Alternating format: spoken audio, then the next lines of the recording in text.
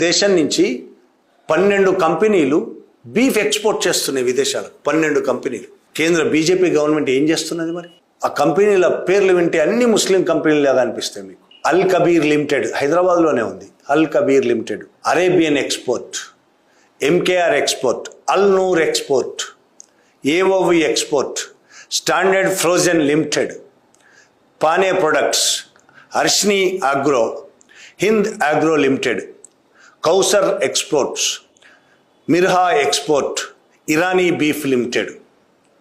ఇవన్నీ చూస్తే ముస్లిం పారిశ్రామికవేత్తలు ఈ కంపెనీలన్నీ పెట్టి ఆవులను చంపి విదేశాలకు ఎక్స్పోర్ట్ చేస్తున్నారు. ఎంత దుర్మార్గం అనిపిస్తుంటుంది ఒకసారి. కానీ వీడి యజమానులు ఎవరు అనేది ఒకసారి తెలుసుకో. అల్ కబీర్ లిమిటెడ్, మన హైదరాబాద్లోని అల్ కబీర్ లిమిటెడ్ యజమాని పేరు సతీష్ సబర్వాల్, హిందూ.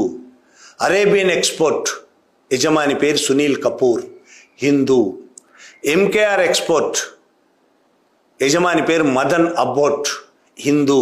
అల్ నూర్ ఎక్స్పోర్ట్ యజమాని పేరు Sunil Sood, Hindu.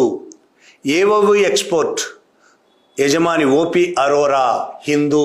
Standard frozen limited యజమాని కమల్ వర్మ, హిందూ.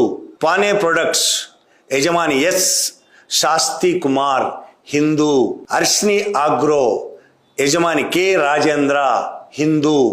ఇరానీ బీఫ్ లిమిటెడ్ యజమాని పేరు నితిన్ శర్మ, హిందూ. ఇంకో 3 ఉన్నాయి, అవి ముస్లింలు. Hind agro limited Sirajuddin Qureshi, Kausar export limited Mohammed Rafi, Mirha export Asia Ahmed Quresh. ఈ 3 మాత్రం ముస్లిం యజమానులు. 12లో 3, మిగతా 9 మంది హిందువులే. వీళ్ళని కాపాడుతున్నది ఎవరు? మరి గోహత్య, ఇంత బహిరంగంగా గోహత్య చేస్తూ ఉంటే ఎందుకు నిషేధం విధించలేదు?